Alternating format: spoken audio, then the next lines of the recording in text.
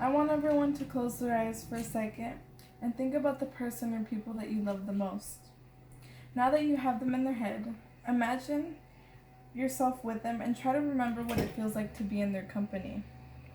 I know that this part might be hard and maybe even emotional, but imagine getting a phone call from someone to hear that your loved one has passed away to an accident. More specifically, a car accident. It's a painful feeling, right? Unfortunately, this is the feeling many people get at some point of their lives. Why? Because of texting and driving.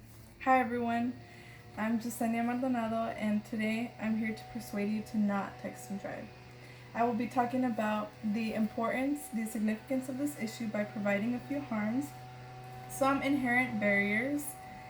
I will be talking about what we can do to prevent this, and some disadvantages and advantages of the situation.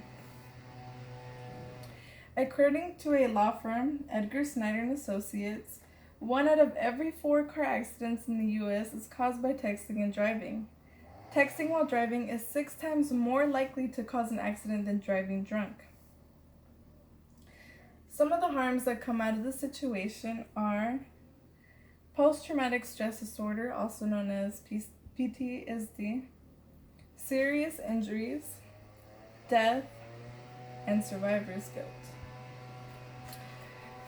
It is normal for a victim to feel post-traumatic stress, especially through something like a car accident. But the major problem with this is that some people may never go back to being themselves again. Another thing that happens when someone gets PTSD is an anxiety buildup, which then leads to hypervigilance. When a person is hypervigilant, they become in constant alertness through new environments or even known ones and around people. This then makes a person become mentally exhausted and creates poor relationship with others. Talking about serious injuries of this issue, this is JC Good. JC Good was coming back from her college graduation when a semi-truck hit her vehicle in order to avoid another oncoming vehicle who had in fact passed a red light.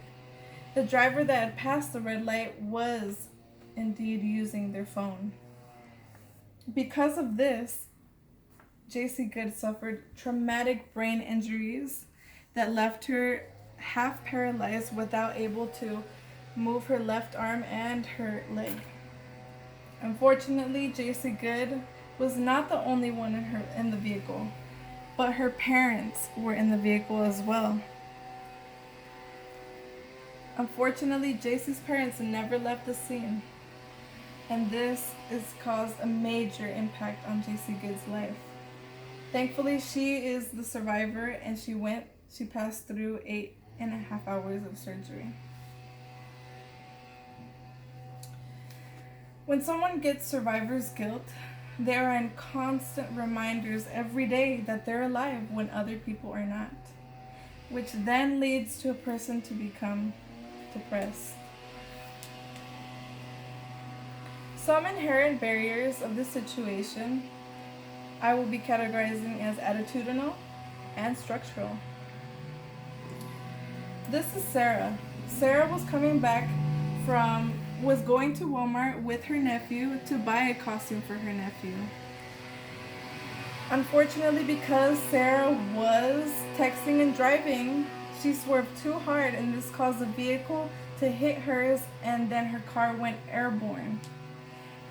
Sarah says, "I never thought that would happen to me, and I was told 1,000,000 times about how dangerous it was, and I never listened because I didn't think it would happen to me, and it did."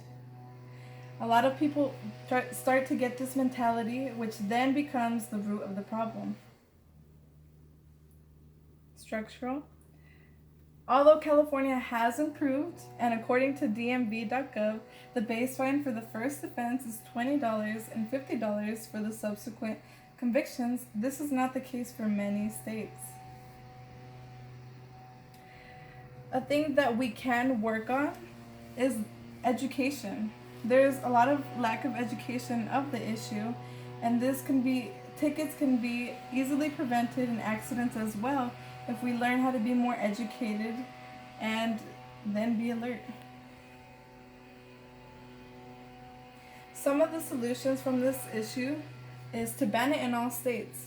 New Mexico, Texas, Oklahoma have not had statewide bans, so this means that people that are under the age of 18 may not text and drive, but other people of ages can.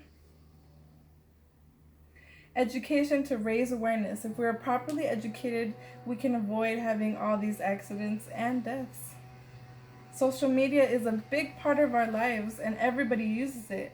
So if we create more ads and more just advertisements for that would really help. And simply putting the phone down.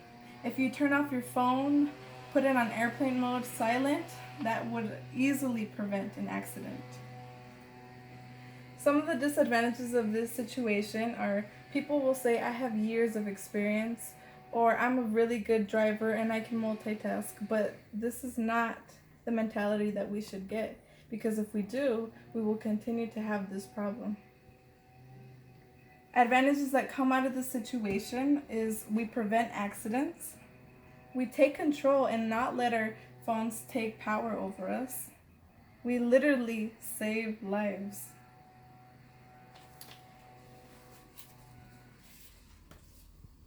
Driving need to be taken more seriously. If not, there will be more cases each day of serious injuries and deaths.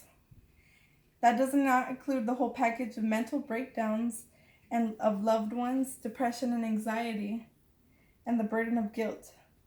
Now that I've discussed the dangers, causes, and solutions of this issue, I hope to have helped you all gain an understanding and persuaded you to not give in to the temptation of using your phone on the road. The feeling of losing someone you love to a car accident can be easily prevented if we learn how to drive more responsibly. No one wants to lose a life, let alone their own. Don't text and drive, arrive alive. Thank you guys.